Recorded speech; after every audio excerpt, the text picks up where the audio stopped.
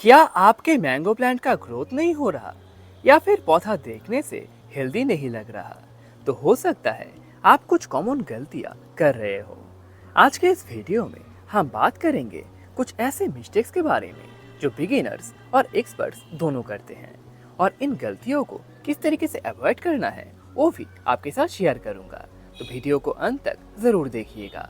Hello friends, मेरा नाम है शुरोजीत और आप देख रहे हैं आपका अपना यूट्यूब चैनल मिशन गार्डनिंग। तो चलिए वीडियो को शुरू करते हैं। Number 1, wrong planting season. गलत समय पर मैंगो के पौधे को ग्रो करने पर पौधे का ग्रोथ बिल्कुल भी नहीं होता और कई बार तो पौधा मर भी जाता है। इसीलिए मैंगो के पौधे को ग्रो करने से पहले सही टाइम का पता होना और सही टाइम पे पौधे को ग्रो करना बहुत ज़्यादा इम्पोर्टेंट है। आप कभी भी बहुत तेज़ गर्मी में या फिर बहुत तेज़ ठंड में पौधे को ग्रो ना करें। आप फरवरी के बाद से मैंगो के पौधे को ग्रो करना शुरू कर सकते हैं, जब तक बहुत तेज़ गर्मियाँ ना शुरू हो जाए। फिर आप मानसून के टाइम पे भी पौधे को ग्रो कर सकते हैं।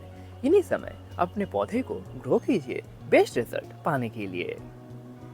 Number 2, wrong pot size. सही टाइम पे पौधे को ग्रो करने के साथ साथ सही साइज के पॉट में पौधे को ग्रो करना बहुत ज़्यादा इम्पोर्टेंट है, नहीं तो पौधा मर भी सकता है। आप हमेशा छोटे पौधों के लिए छोटा पॉट सिलेक्ट कीजिए और बड़े पौधों के लिए बड़ा पॉट सिलेक्ट कीजिए। पॉट सिलेक्ट करने के लिए मैं आपको एक बहुत ही अच्छा टिप देता हूँ। अगर आपका पौधा एक 4 इंच के पॉट में लगा हुआ है तो आप उससे बस 2 इंच बढ़ाइए, यानी जब आप इस पौधे को रिपोर्टिंग करें तब इसके लिए 6 इंच का पॉट लीजिए। और अगर आपका पौधा एक 6 इंच के पॉट में लगा हुआ है या फिर 6 इंच के ग्रो बैग में लगा हुआ है तो उस पौधे को ग्रो करने के लिए आप 8 इंच का पॉट या फिर ग्रो बैग सिलेक्ट कीजिए। या फिर अगर आपका पौधा 10 इंच के पॉट में लगा हुआ है तो आप उसे रिपोर्ट करने के लिए 12 इंच का पॉट इस्तेमाल कीजिए।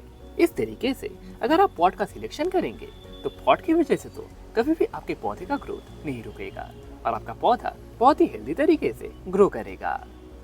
नंबर 3, चूजिंग पोर क्वालिटी प्लांट्स। पोर क्वालिटी के प्लांट्स काफी वीक और उसके साथ साथ डिजीज प्रोन होते हैं। इनमें बहुत ही ज्यादा पेस्ट और डिजीज का अटैक हमें देखने को मिलता है। इसीलिए आप हमेशा एक रेपुटेड और ट्रस्टेड नर्सरी से ही पौधा खरीदें। ऑनलाइन से पौधा खरीदने से पहले आप थोड़ा सा रिसर्च करें कि पौधा अच्छा खासा आपको मिलेगा या फिर नहीं, उसके बाद ही पौधा खरीदें। और बेस्ट रिजल्ट के लिए तो आप लोकल नर्सरी में जाइए, नर्सरी विजिट कीजिए और पौधे को सिलेक्ट करके उसके बाद ही खरीदे। इससे आपको बेस्ट पौधा मिलने का चांस सबसे ज़्यादा हो जाएगा। अगर आपका पौधा अच्छा ही नहीं होगा तो आप पौधे में कितना भी केयर क्यों ना करें, आपको उतना अच्छा रिजल्ट कभी भी देखने को नहीं मिलेगा। इसीलिए सही पौधा सिलेक्ट करना और सही पौधे को ग्रो करना सबसे ज़्यादा इम्पॉर्टेंट है। Number 4, using the wrong soil. अक्सर हम सोचते हैं मैंगो के पौधे की मिट्टी में हम जितना ज़्यादा खाद देंगे पौधे का ग्रोथ भी उतना ही ज़्यादा होगा, लेकिन असल में ऐसा होता नहीं है। ज़्यादा खाद मिट्टी में इस्तेमाल करने से पौधे के रूट्स डैमेज हो जाते हैं, जिससे अपने पौधे का ग्रोथ रुक जाता है और कई बार तो पौधा मर भी जाता है। इससे बचने के लिए आप कभी भी मैंगो के पौधे को ग्रो करने के टाइम पे मिट्टी में ज़्यादा खाद ना मिलाएं। आप चाहे तो 100% मिट्टी में ही बिना खाद मिलाए पौधे को ग्रो कर सकते हैं, फिर भी आपके पौधे का ग्रोथ अच्छा होगा। लेकिन अगर आप पौधे के मिट्टी में ज़्यादा खाद मिलाएंगे तो आपके पौधे का ग्रोथ रुक जाएगा, पत्ते जलने शुरू हो जाएंगे और अल्टीमेटली आपका पौधा मर जाएगा। मैंगो के पौधे के लिए बेस्ट सॉइल मिक्स बनाने के लिए आप बस 80% गार्डन सॉइल लीजिए और उसके साथ 20% एक अच्छा कॉम्पोस्ट अच्छी तरीके से मिला लीजिए। कॉम्पोस्ट अच्छी तरीके से ऑयल डिकम्पोज होना चाहिए। इन दोनों चीज़ों को मिला के अपने मैंगो प्लांट को ग्रो कीजिए, आपको बहुत ही अच्छा रिजल्ट देखने को मिलेगा। Number 5, wrong location. मैंगो के पौधे को अच्छी तरीके से ग्रो होने के लिए प्रॉपर सनलाइट का ज़रूरत पड़ता है। अगर आप आपके पौधे को एक ऐसी जगह पर ग्रो करेंगे जहाँ पर बस थोड़ा सा ही डायरेक्ट सनलाइट मिले तो आपके पौधे का ग्रोथ कभी भी अच्छा नहीं होगा। इसीलिए मैंगो के पौधे में अच्छा ग्रोथ पाने के लिए अपने पौधे को ऐसी जगह पर रखें जहाँ पर दिन भर का डायरेक्ट सनलाइट पौधे को मिले, तभी आपके पौधे का ग्रोथ बहुत ही अच्छी तरीके से होगा और आपके पौधे में बहुत ही अच्छा फ्लावरिंग और फ्रूटिंग भी आपको देखने को मिलेगा।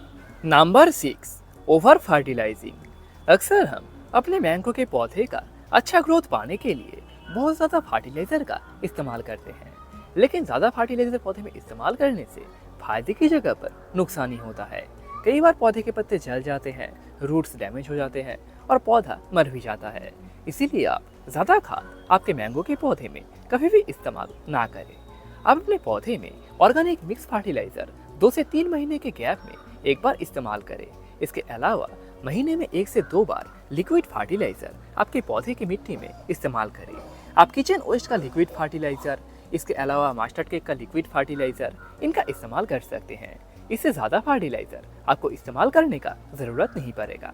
इसके अलावा पौधे में फ्लावरिंग के टाइम पे आप माइक्रो न्यूट्रिएंट आपके पौधे में इस्तेमाल करें। ये 3 फर्टिलाइज़र इस्तेमाल करने से ही आपके पौधे का बहुत ही अच्छा ग्रोथ आपको देखने को मिलेगा। आपको ज़्यादा खाद इस्तेमाल करने का कोई ज़रूरत नहीं है। Number 7, training pruning. बहुत लोग मैंगो के पौधे में ट्रेनिंग प्रूनिंग नहीं करते, लेकिन ट्रेनिंग प्रूनिंग पौधे के अच्छा ग्रोथ के लिए बहुत ज़्यादा इम्पोर्टेंट होता है। यहाँ पर आप मेरे इस पौधे को ही देखिए। इस पौधे के यहाँ पर मैंने काटा था तो यहाँ से 3 ब्रांचेस निकले हैं और यहाँ पर मैंने इन 3 ब्रांचेस को फिर से काट दिया है। अब यहाँ से और 2-3 करके ब्रांचेस निकलेंगे। इस तरीके से मेरा पौधा बुशी बनेगा। इस तरीके से ट्रेनिंग प्रूनिंग करने से आपका पौधा भी बुशी बन सकता है। इसीलिए आप भी ये काम आपके पौधे में ज़रूर कीजिएगा, नहीं तो आपका पौधा एक ही ब्रांच का बनेगा और बहुत लंबा हो जाएगा।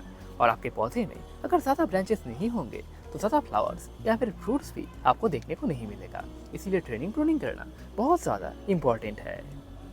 Number 8, skipping regular maintenance. Mango के पौधे को ग्रो करने के बाद रेगुलर मेंटेनेंस करना भी बहुत ज़्यादा इम्पोर्टेंट है, नहीं तो पौधे का ग्रोथ कभी भी अच्छा नहीं होगा। मैंगो के पौधे को ग्रो करने के बाद आप हमेशा ध्यान रखें कि आप मैंगो के पौधे में नए पत्ते निकल रहे हो। जब भी आप नोटिस करें आपके पौधे में नए पत्ते आ रहे हैं तो आप तुरंत उनमें कोई अच्छा पेस्टिसाइड का इस्तेमाल करें या फिर नीम ऑयल भी आप स्प्रे कर सकते हैं। इससे नए पत्तियों के ऊपर कीड़ों का अटैक नहीं होगा और आपका पौधा हेल्दी और हरा भरा रहेगा। इसके साथ साथ आप एक फर्टिलाइजर का रूटीन भी बना लीजिए और उस रूटीन के हिसाब से आपके पौधे में फर्टिलाइजर दीजिए। इससे पौधे को फर्टिलाइजर भी मिलता रहेगा और पौधे का ग्रोथ भी अच्छा खासा होता रहेगा। इसके साथ साथ आप ध्यान रखें मैंगो के पौधे में कब प्रूनिंग करना है, क्योंकि मैंगो के पौधे के लिए प्रूनिंग एक बहुत ही इंपॉर्टेंट चीज़ है। प्रूनिंग के ऊपर मैंने अलग से डिटेल वीडियो बना रखा है, उसका लिंक मैं इस वीडियो के एंड में दे दूंगा। आप चाहे तो उस वीडियो को देख सकते हैं।